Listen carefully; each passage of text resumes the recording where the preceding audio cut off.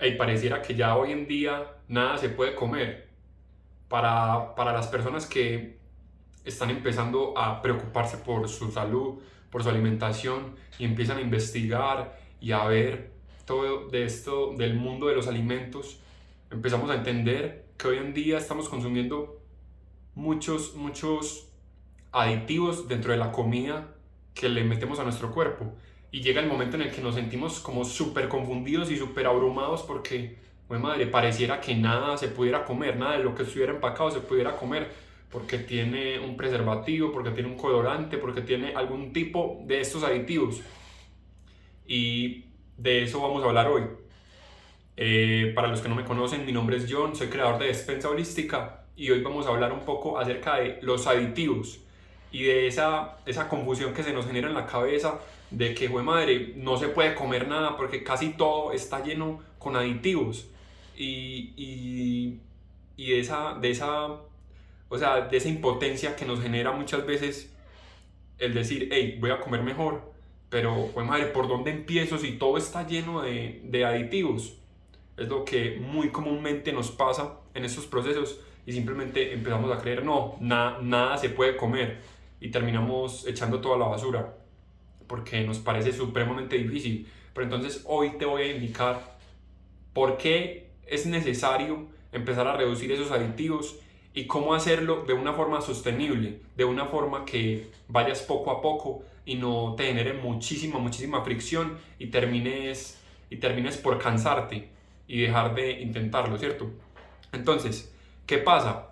Hoy en día vivimos en una época, en una sociedad moderna, en una sociedad en la que, o sea, todos los productos están buscando siempre la mayor conveniencia y la mayor capacidad para ahorrarnos tiempo y la industria de los alimentos no es la excepción. Hace ya algunos años con la venida de la agricultura se empezó a generar más alimentos y más alimentos. Entonces la industria empezó a buscar la forma de tecnificar esos alimentos y hacerlos más accesibles para nosotros. Y con esto llegaron los aditivos. Entonces llegaron alimentos que eran más convenientes, que ya estaban procesados, que simplemente no teníamos que prepararlos, sino que simplemente podíamos consumirlos directamente. Y acá está la gran clave, es entender, o sea, por qué se usan estos aditivos y de dónde vienen realmente. Entonces, ¿por qué los usamos hoy en día? ¿Por qué los usa la industria hoy en día? Hoy en día los aditivos los usamos para mejorar. Digamos, la industria necesita vender, entonces necesita vender algo que sea apetitoso, que se vea bien, que dure en los supermercados, porque son productos que pueden estar ahí meses. Entonces la industria utiliza este tipo de aditivos para hacer eso. Entonces, ¿para qué? Para primero para conservar y hacer que estos aditivos le ayuden a ese alimento a que dure mucho más tiempo. Entonces, qué pasa con esta parte de la conservación, del uso de múltiples conservantes? Lo que pasa es que estos conservantes suelen ser antimicrobianos y sí, lo que hacen es reducir los microbios que se puedan llegar a generar en este alimento antes de que los consumamos, pero cuando estos conservantes entran a nuestro cuerpo, también son antimicrobianos.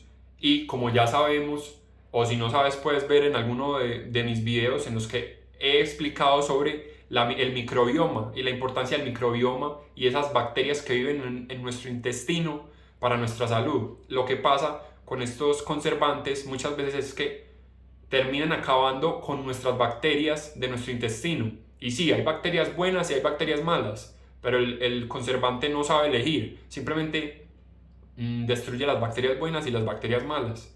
Entonces, hay un problema. Bueno, la segunda cuestión, por qué utilizamos también? Para la apariencia, para mejorar la apariencia de nuestros productos. Entonces, por ejemplo, mmm, para darle un color. Pero entonces acá debemos entender que existen productos, por ejemplo, colorantes que vienen de de productos naturales, por ejemplo la cúrcuma. El que haya cocinado con cúrcuma sabe que la cúrcuma vuelve todo amarillo. Lo mismo con la remolacha vuelve todo rojo, ¿cierto? Pero hoy en día se utilizan procesos dentro de laboratorios especializados y se generan sustancias sintéticas para generar un color, para generar color rojo, para generar color azul, para generar color dorado, lo que sea. Y se han venido haciendo estudios en cuanto a estos colores y, por ejemplo, en cuanto a un color, el color rojo número 3 se ha encontrado que las personas que lo consumen tienen muchísima mayor probabilidad de desarrollar tumores, de desarrollar un cáncer. Entonces es algo que en realidad debe importarnos y mucho. A ver, la siguiente es obviamente el sabor. Las empresas, para que puedan vender, necesitan vender algo que sepa supremamente delicioso. Y en cuanto a esta categoría, existen múltiples aditivos. Entonces están los endulzantes artificiales, que muchas veces dicen que son mejores que el azúcar, pero se ha demostrado que estos endulzantes artificiales juegan con tu cerebro porque le dicen a tu cerebro, hey, llegó azúcar al cuerpo. Pero cuando el cuerpo se da cuenta que no llegó azúcar, que lo estás engañando, empieza a generarse una reacción de impulsividad por querer siempre comer algo dulce, siempre dulce, siempre dulce, y terminamos en una espiral descendente en la que siempre estamos queriendo comer algo dulce, tener algo dulce a la mano, una Coca-Cola, unas galletas, y no somos capaces de parar de consumir estos alimentos. Y la última son las texturas, y con este quiero contarte una pequeña historia. La textura de los alimentos. Les voy a contar una historia. Yo soy cocinero y trabajé 4 meses en un restaurante en México, y allí era uno de los mejores restaurantes del mundo, y allí siempre teníamos que preparar. A mí me tocaba estar en la estación fría y debíamos preparar ciertas salsas, debíamos preparar unos purés, y resulta que yo estaba preparando una vinagreta que me tocaba preparar para un plato, y resulta que bueno, preparé con todos los ingredientes que me habían dicho, y fui y se la mostré al supervisor y dijo, no, a esta vinagreta le falta consistencia, le falta la consistencia de salsa. Y lo que me dijo es, ve, agarra esto y échale un poquito. Ese era un polvito blanco, que son muchos emulsificantes que se utilizan en la industria, como el agar-agar, la goma Santana, entre muchos otros, y agregándole ese polvito blanco, la salsa, o sea, la vinagreta pasó de ser supremamente líquida a tener una consistencia súper bonita, súper espesa, que es mucho más deseable para el consumidor. Entonces esto pasa muchísimo, y lo que pasa con estos mejorantes, con estos estabilizantes, con estos emulsificadores, es que muchas veces el cuerpo no los conoce y pasa lo mismo. Entran a nuestro cuerpo y sí, se ve muy bonito y nos sabe muy rico y es súper rica la textura, pero adentro estas sustancias no las sabe procesar nuestro cuerpo, y simplemente terminan siendo invasores, y nuestro sistema inmune reacciona ante ellas y las reconoce como algo que no debería estar ahí, y se desencadena la inflamación en el cuerpo. Listo. Entonces, ya sabemos para qué se usan y, o sea, cuál es el objetivo de usarlos. Pero entonces, ¿de dónde vienen? ¿De dónde vienen estos aditivos? Ya hemos visto un poquito, pero ¿de dónde vienen estos aditivos? Estos aditivos pueden venir de forma natural, o, como les voy a contar, hechos desde un laboratorio. Entonces, de forma natural, ya habíamos hablado sobre la cúrcuma, también el betabel o la remolacha, como le llaman en su país, que son colorantes naturales. Desde la naturaleza ya la remolacha pinta todo rojo, te manchas cuando estás picando una remolacha, te manchas rojo. Lo mismo con la cúrcuma, cuando cocinas con cúrcuma, que te mancha amarillo, supremamente amarillo. Pero entonces aquí les voy a contar una historia que también desde mi carrera, desde el estudiar cocina, resulta que en la universidad una vez nos llevaron a una fábrica que es la encargada de hacer muchos productos para diferentes restaurantes, y nos llevaban por la fábrica, nos mostraban todo lo que hacían productos para hacer apanados, hacían salsas, hacían un montón de cosas para la industria. Y resulta que llegamos a un punto en la fábrica que era donde fabricaban las salsas, ¿cierto? Entonces llegaron y nos mostraron un tarrito lleno de pipetas de estas como de laboratorio, y cada pipeta estaba marcada, y nos mostraron cómo cada una de esas pipetas tenía el olor a cierto tipo de alimento. Entonces, por ejemplo, ve, esta pipeta es el olor a papitas fritas, esta pipeta es el olor a chicle.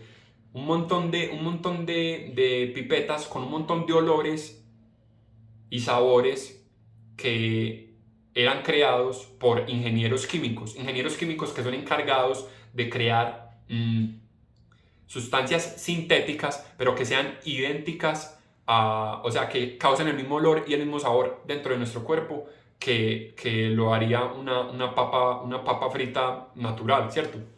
Entonces, es entender, ¿a qué voy pues con esta historia? Es entender que hay muchos de estos aditivos que no son naturales y que son hechos en un laboratorio por personas que están buscando hacer que pues, desarrollar sabores idénticos y que nos encanten a nosotros como consumidor para poder vender, ¿cierto?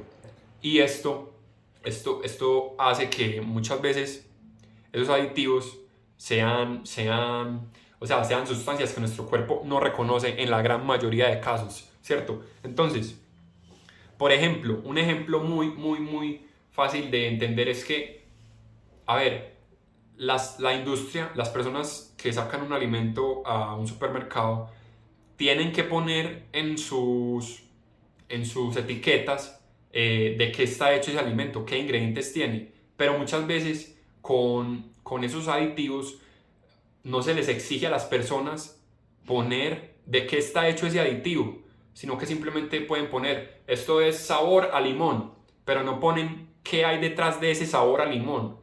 No ponen los químicos que se utilizan para ese sabor a limón. Y muchas veces son químicos que ni siquiera entendemos, ni siquiera sabemos pronunciar. Eso no debería estar en nuestro cuerpo, no debería estar en algo que vayamos a comer. Entonces, la finalidad de este video es entender cómo podemos reducir esos aditivos, pero cómo podemos reducirlos sin volvernos locos, porque es que realmente hoy en día estamos en una sociedad que está llena de aditivos y que es normal que muchos de nuestros productos estén llenos de aditivos. Pero entonces la clave es hacerlo poco a poco, paulatinamente, y no decir, "Jue madre, hoy voy a cortar todo". No. Primero que todo, te voy a dar tres claves para empezar a reducir esos aditivos. Y la primera es, si te vas a comer algo que viene en un empaque, es leer la etiqueta. Leer la etiqueta, porque las etiquetas allí deben mostrar todos los ingredientes. Entre más ingredientes tenga el alimento, pues más duda debes ponerle. Y entender que no se trata de leer las etiquetas en la parte nutricional, sino que se trata de leer las etiquetas en la parte de los ingredientes. La parte de los ingredientes, y muchas veces esa parte está escondida porque las empresas no quieren que las veamos. Muchas veces la parte de los ingredientes está escondida en ese pedacito del empaque que hay que alzar. Es encontrar esa parte de los ingredientes y leerla y entender que esta lista está puesta de mayor a menor cantidad usada. Entonces, por ejemplo, si una salsa de tomate tiene como primer ingrediente jarabe de fructosa, jarabe de maíz alto en fructosa, si ese es el primer ingrediente, ese es el ingrediente que más utilizaron en esa preparación. Entonces, por ejemplo, en ese caso, no debería llamarse salsa de tomate, sino salsa de jarabe de maíz. Muchas cosas como estas pasan. Y adicionalmente es entender que estos ingredientes son los que van a llegar a nuestro cuerpo, y que si vos lees un químico o colorante rojo número 3, cualquier cosa como esas que sabes que está hecha en un laboratorio y que ni siquiera vos entendés de dónde viene, ni siquiera vos puedes entender su nombre, pues simplemente no lo pongas en tu cuerpo. Entonces esa es la clave ahí. El segundo tip es entender que, a ver, somos seres humanos, debemos consumir alimentos que vengan de la tierra. Entonces es optar por siempre comprar alimentos que vengan sin empaques. Carne, vegetales, frutas, hortalizas, todo que venga sin empaques. Y más bien acercarnos a nuestro productor y entender nuestro productor cómo cultiva esos alimentos. Y allí vamos a tener menos problemas.